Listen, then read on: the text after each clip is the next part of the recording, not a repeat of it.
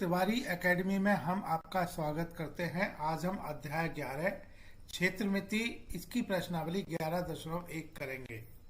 प्रश्न 1, जैसा कि संलग्न आकृति में दिखाया गया है, एक आयताकार और एक वर्गाकार खेत के माप दिए हुए हैं। यदि इनके परिमाप समान हैं तो किस खेत का क्षेत्रफल अधिक होगा। बच्चों, इस प्रश्न में दिया गया है कि आयताकार खेत और वर्गाकार खेत दोनों के परिमाप समान हैं। किस खेत का क्षेत्रफल अधिक होगा। इस प्रश्न को करने के लिए सबसे पहले तो इनके परिमाप बराबर लिख लेते हैं। आयताकार खेत का परिमाप बराबर वर्ग का परिमाप। बच्चों, वर्गाकार खेत हम देख रहे हैं कि इसकी भुजा 60 मीटर दी गई है, तो बच्चों सभी भुजाएं 60 मीटर होंगी। आयताकार खेत की एक भुजा जो कि लंबाई दी गई है 80 मीटर दी गई है। बच्चों, यहाँ पर लंबाई 80 मीटर दिया गया है आयताकार खेत के लिए। बच्चों, चौड़ाई हमें ज्ञात करनी है, यानी b का मान हमें यहाँ पर ज्ञात करना है। आयताकार खेत का परिमाप बच्चों हम जानते हैं कि यह 2 कोष्टक L धन B होता है, बराबर वर्गाकार खेत का परिमाप बच्चों यह चारों भुजाओं का योग यानी 4 गुणा भुजा होता है। क्योंकि वर्ग की सभी भुजाएं बराबर होती हैं, तो हम चारों भुजाओं का योग इसे 4 गुणा भुजा लिखेंगे। आयताकार खेत का परिमाप 2 कोष्टक L धन B बराबर वर्गाकार खेत का परिमाप 4 गुणा भुजा। बच्चों, अब यहाँ पर हम आयताकार खेत की लंबाई L बराबर 80 रख लेते हैं, तो 2 80 धन B हमें बच्चों ज्ञात करना है।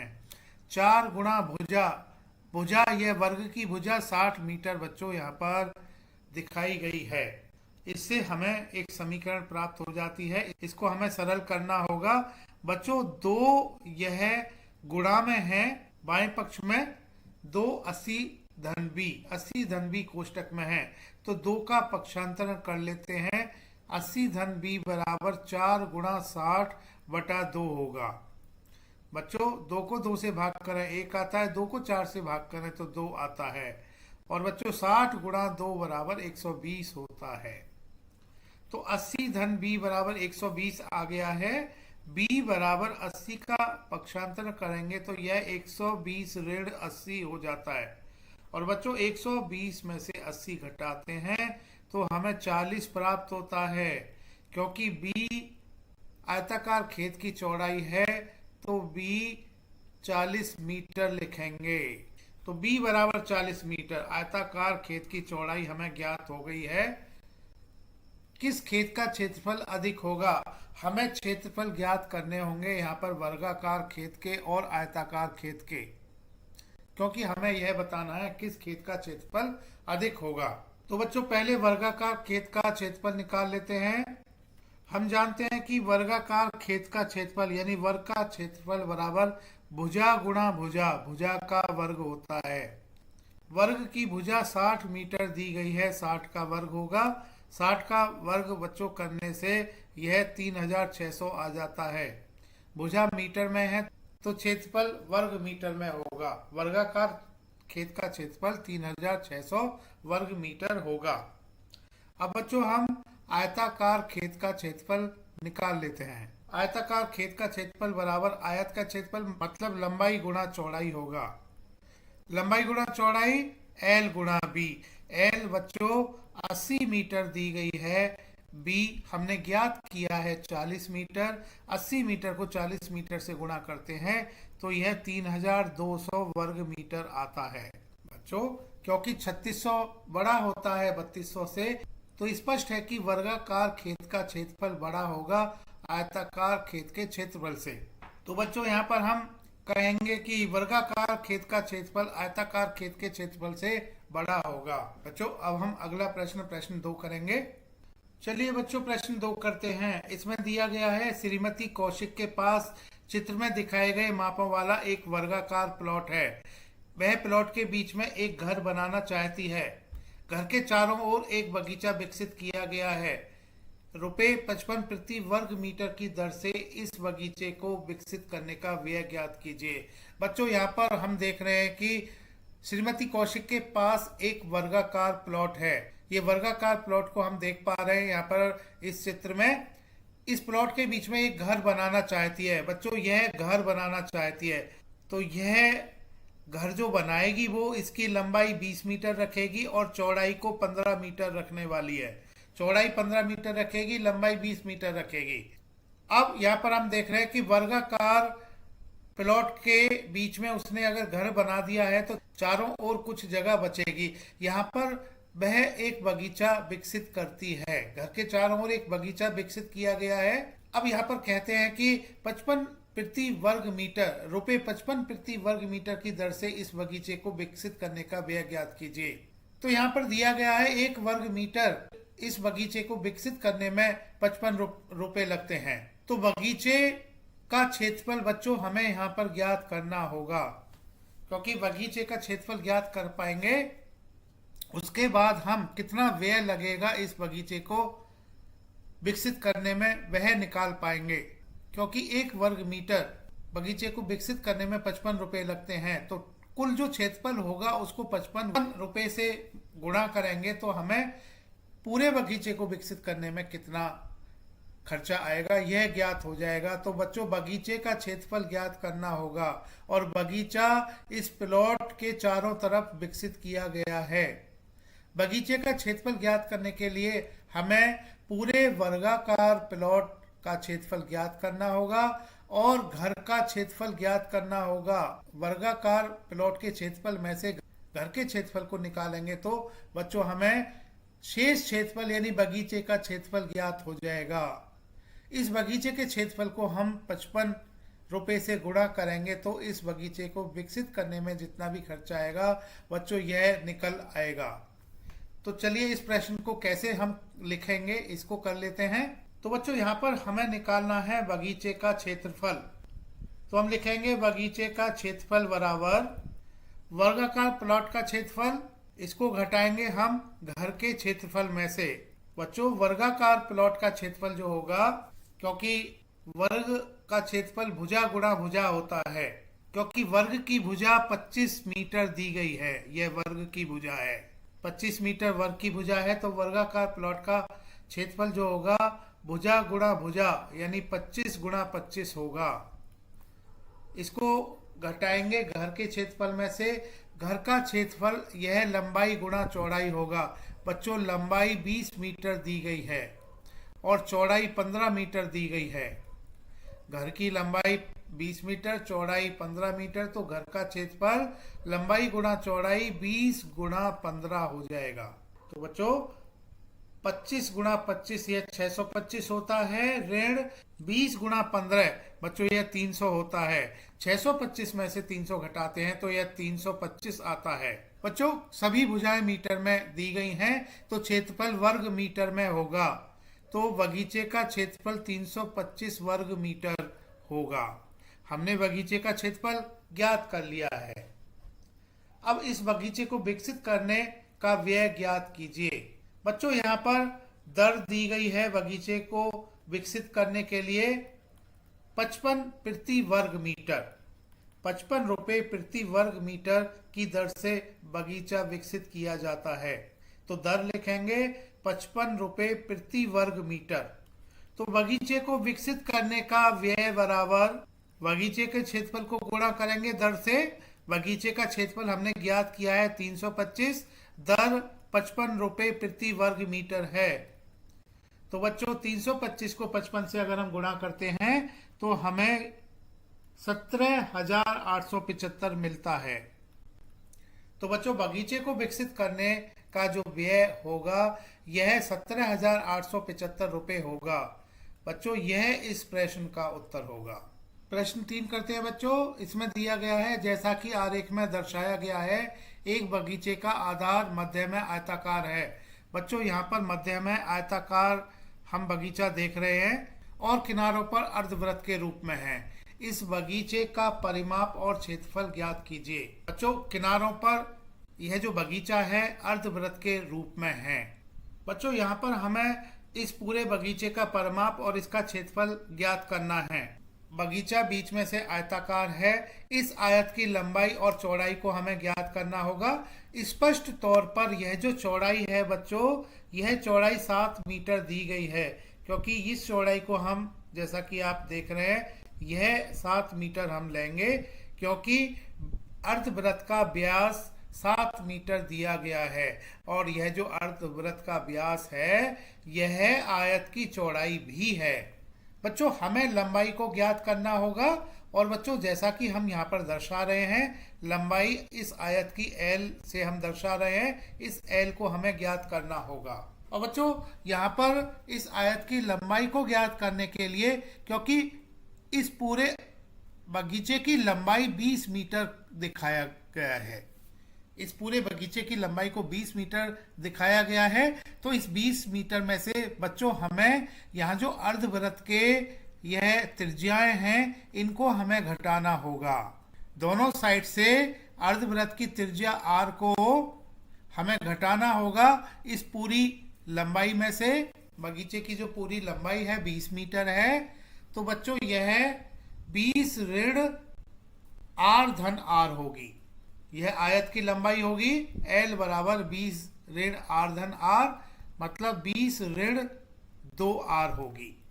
r यहाँ पर इस अर्धवृत्त का त्रिज्या है, तो 20 ऋण 2 गुणा अर्धवृत्त की त्रिज्या बच्चों, क्योंकि व्यास 7 मीटर है तो r बराबर 7/2 होगा, क्योंकि हम जानते हैं व्यास को अगर 2 से भाग दे देते हैं तो त्रिज्या हमें ज्ञात हो जाती है। त्रिज्या बराबर व्यास बटा 2, तो बच्चों त्रिज्या 3.5 मीटर होगी। यहाँ पर हम त्रिज्या को 7/2 रख सकते हैं, 2 से 2 यहाँ पर कट जाता है। आयत की यहाँ पर लंबाई निकल के आ जाती है 20 ऋण 7, 20 में से 7 घटाते हैं तो 13, तो 13 मीटर होगी इस आयत की लंबाई। आयत की चौड़ाई बच्चों b, यह अर्धवृत्त का व्यास है, यह 7 मीटर है। अब बच्चों हमें कहा गया है कि इस बगीचे का परिमाप और क्षेत्रफल ज्ञात कीजिए। बच्चों बगीचे का परिमाप ज्ञात कर लेते हैं। बगीचे का परिमाप बराबर, बच्चों परिमाप क्या होता है? बच्चों इस बगीचे की जो परिसीमा होगी यह इसका परिमाप होगी। अगर हम परिसीमा देखें तो इस परिसीमा में आयत की लंबाई दोनों तरफ से आ जाती है बच्चों। यह लंबाई हमें लेनी होगी, जैसा कि आप चित्र में देख रहे हैं, तो दोनों तरफ से यह लंबाई हमें लेनी होगी। तो यह L धन L, और बच्चों अर्धवृत्त की यह बाहरी वाली परिसीमा हमें लेनी होगी। यह जो बच्चों गोलाकार आप देख रहे हैं आधे वृत्त को, यह लंबाइयां हमें लेनी होंगी। और बच्चों यह क्योंकि अर्धवृत्त के लिए पाई r होगा, तो बच्चों बगीचे का परिमाप L धन L, और यह अर्धवृत्त के लिए हमें पाई r लेना होगा दोनों तरफ से। तो बगीचे का परिमाप बराबर L धन पाई r धन पाई r। L धन L बच्चों 2L होगा, धन पाई r, यह 2 पाई r होगा। L का मान रखेंगे 13 मीटर, धन 2 गुणा पाई 22/7 रखेंगे। r बच्चों यहाँ पर 7/2 है, तो 2 से 2 कट जाता है, 7 से 7 कट जाता है, तो बगीचे का परिमाप बराबर 2 गुणा 13 बच्चों यह 26 होता है, धन 22। 26 में 22 जोड़ते हैं तो बच्चों यह 48 आता है। बगीचे का परिमाप बच्चों 48 मीटर होगा। हमें बगीचे का क्षेत्रफल भी ज्ञात करना है, तो बच्चों लिख लेते हैं बगीचे का क्षेत्रफल बराबर, बच्चों यह हमें आयत का क्षेत्रफल लेना पड़ेगा, और हमें यह जो दोनों अर्धवृत्त हैं इनका भी क्षेत्रफल लेना होगा, क्योंकि पूरा बगीचा आयत और 2 अर्धवृत्तों से मिलके बना है। तो बच्चों बगीचे का क्षेत्रफल बराबर आयत का क्षेत्रफल धन 2 गुणा अर्धवृत्तों का क्षेत्रफल। बच्चों आयत का क्षेत्रफल L गुणा B होगा, धन अर्धवृत्त का क्षेत्रफल यह बच्चों 1/2 पाई गुणा r का वर्ग होगा।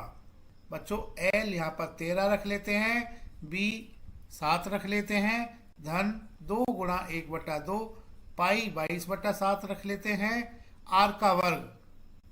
r अर्धवृत्त की त्रिज्या है, यह 7/2 है। तो यह 7/2 का वर्ग होगी। बच्चों 2 से 2 कट जाता है।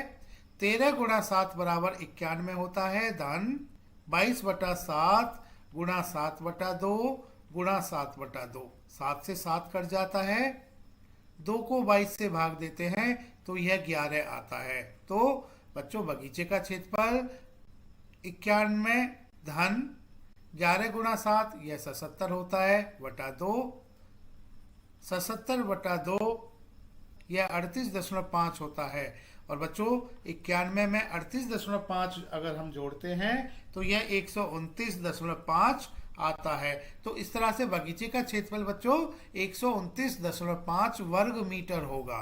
बच्चों प्रश्न में बगीचे का परिमाप पूछा गया था जो कि हमने 48 मीटर निकाल लिया, और बगीचे का क्षेत्रफल पूछा है, यह 129.5 वर्ग मीटर होगा। प्रश्न 4, फर्श बनाने के लिए उपयोग की जाने वाली एक टाइल का आकार समांतर चतुर्भुज का है जिसका आधार 24 सेंटीमीटर और संगत ऊंचाई 10 सेंटीमीटर है। 1080 वर्ग मीटर क्षेत्रफल के एक फर्श को ढकने के लिए ऐसी कितनी टाइलों की आवश्यकता है? फर्श को कोनों से भरने के लिए आवश्यकता अनुसार आप टाइलों को किसी भी रूप में तोड़ सकते हैं।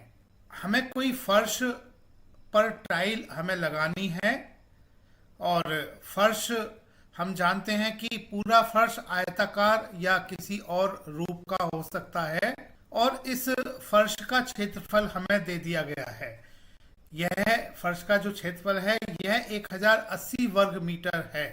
तो बच्चों हम यह समझ लेते हैं कि यह जो फर्श है बच्चों कुछ इस आकृति का है। हम मान लेते हैं कि आयताकार फर्श को हमें इस पर टाइल्स हमें बिछानी है, और पूरे फर्श का जो क्षेत्रफल है, इस पूरे फर्श का क्षेत्रफल हमें दिया गया है 1080 वर्ग मीटर। और बच्चों एक जो टाइल है यह समांतर चतुर्भुज के आकार की है। यह छोटी छोटी टाइलें हैं बच्चों। इन सभी टाइल्स को हम इस फर्श पर लगाएंगे, इनको बिछाएंगे, तो हमें बहुत सारी टाइलों की आवश्यकता होगी। यानी हमें एक छोटे से क्षेत्रफल को यहाँ पर लगाते जाना है। ये छोटे से क्षेत्रफल समांतर चतुर्भुज के आकार के होंगे, इनको हमें टाइल्स को यहाँ पर बिछाते जाना है। इसी तरह से हमें आगे भी बढ़ते जाना है। तो हमें टाइलों की कितनी आवश्यकता होगी बच्चों, इसको निकालने के लिए हम इस पूरे फर्श के क्षेत्रफल को अगर एक छोटी सी जो टाइल है इसके क्षेत्रफल से भाग दे देते हैं तो हमें कुल कितनी टाइलों की आवश्यकता है यह ज्ञात हो जाएगा। तो इसके लिए हमें इस छोटी टाइल का समांतर चतुर्भुज के आकार की जो टाइल है इसका क्षेत्रफल हमें ज्ञात करना होगा। तो हम जानते हैं कि समांतर चतुर्भुज का क्षेत्रफल बराबर यह आधार गुणा ऊंचाई होता है। तो बच्चों यहाँ पर हम एक टाइल का क्षेत्रफल निकाल लेते हैं जो कि इसका आधार गुणा ऊंचाई होगा। बच्चों टाइल का आधार 24 सेंटीमीटर दिया गया है, गुणा ऊंचाई बच्चों यहाँ पर 10 सेंटीमीटर दी गई है। अब बच्चों फर्श जो ढकना है यह 1080 वर्ग मीटर है। तो अगर हम टाइल का क्षेत्रफल यहाँ पर निकालते हैं, यह 24 सेंटीमीटर गुणा 10 सेंटीमीटर होगा। यहाँ पर हमें सेंटीमीटर को मीटर में बदलना होगा क्योंकि जो फर्श का क्षेत्रफल है यह वर्ग मीटर में दिया गया है। तो बच्चों 24 सेंटीमीटर को हम 24/100 मीटर लिखेंगे, गुणा 10 सेंटीमीटर को हम 10/100 मीटर लिखेंगे, क्योंकि बच्चों 100 सेंटीमीटर में 1 मीटर होता है। तो 1 सेंटीमीटर बराबर 1/100 मीटर होगा। 24 सेंटीमीटर बराबर 24 गुणा 1/100 मीटर होगा। इसी तरह से 10 सेंटीमीटर बराबर 10/100 मीटर होगा। बच्चों 10 को 10 से भाग देते हैं 1 आता है, 10 को 100 से भाग देते हैं 10 आता है। 24 गुणा 1 बराबर 24 होता है, बटा 100 गुणा 10 बराबर 1000 होता है। तो यह 24/1000 वर्ग मीटर होगा। एक टाइल का क्षेत्रफल 24/1000 वर्ग मीटर। बच्चों यहाँ पर फर्श का क्षेत्रफल यह 1080 वर्ग मीटर दिया गया है। बच्चों हमें टाइलों की संख्या ज्ञात करनी है। कितनी टाइलों की आवश्यकता होगी यह ज्ञात करना है। तो बच्चों टाइलों की संख्या ज्ञात करने के लिए हमें जो फर्श का क्षेत्रफल दिया गया है इसको भाग करना होगा एक टाइल के क्षेत्रफल से। तो टाइलों की संख्या बराबर फर्श का क्षेत्रफल बटा एक टाइल का क्षेत्रफल। फर्श का क्षेत्रफल 1080 वर्ग मीटर है और एक टाइल का क्षेत्रफल बच्चों 24 बटा 1000 वर्ग मीटर है। तो यह बच्चों 1080 बटा 24 बटा 100, इसको हम 1080 गुणा 1000 बटा 24 लिख सकते हैं। बच्चों 1080 को अगर हम 12 से भाग करते हैं तो यह 90 आता है, क्योंकि 12 गुणा 9 बराबर 108। तो 1080 बटा 12 बराबर 90 होगा। 24 को 12 से भाग देते हैं तो 2 आता है। 2 को 90 से भाग देते हैं तो बच्चों 45 आता है और 45 गुणा 1000 यह 45,000 होगा। तो बच्चों टाइलों की जो कुल संख्या इनकी आवश्यकता होगी, बच्चों जो टाइलों की आवश्यकता होगी यह कुल 45,000 टाइलों की आवश्यकता होगी। इस पूरे फर्श को ढकने के लिए हमें 45,000 टाइलों की आवश्यकता होगी।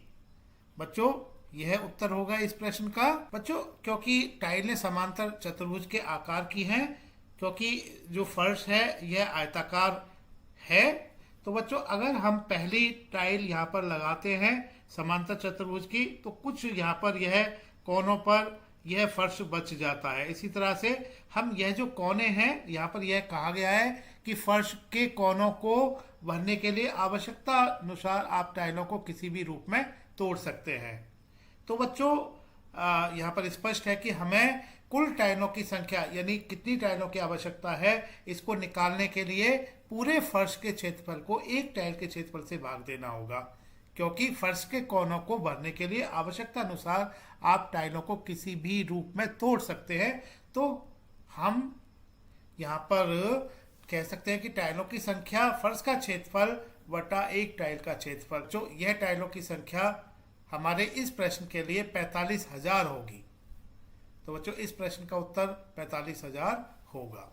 प्रश्न 5, एक चींटी किसी फर्श पर बिखरे हुए विभिन्न आकारों के भोज्य पदार्थ के टुकड़ों को चारों ओर घूम रही है।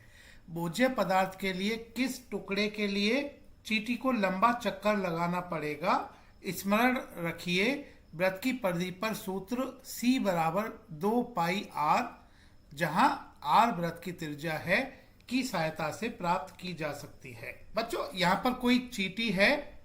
यह चींटी बच्चों यह जो भाग A, B, C में आकृतियां दी गई हैं इनके चारों ओर भोज्य पदार्थ के टुकड़े के लिए घूम रही है। बच्चों जैसे हम भाग A की आकृति को देखते हैं तो यह बच्चों चींटी मान लेते हैं कि यहाँ पर है और यह भोज्य पदार्थ के लिए बच्चों जैसा कि आप देख रहे हैं कि इस रास्ते को यह इस दूरी को तय कर रही है और इसके बाद बच्चों इस रास्ते को तय कर रही है। तो बच्चों जो पहला रास्ता है यह हम जैसा कि देख रहे हैं कि यह आधे वृत्त की परिधि है।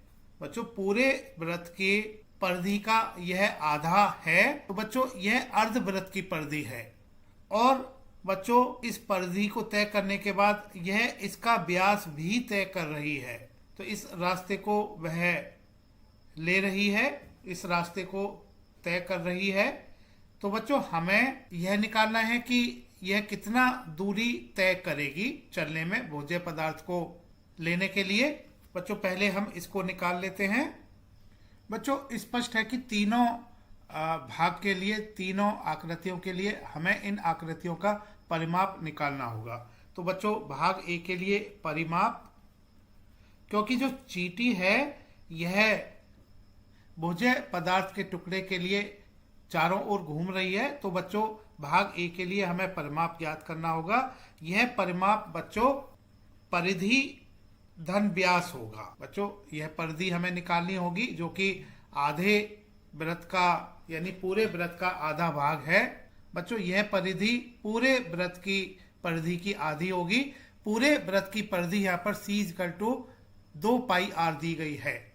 तो बच्चों पूरे वृत्त की परिधि का आधा यह 1/2 गुणा 2 पाई r होगा।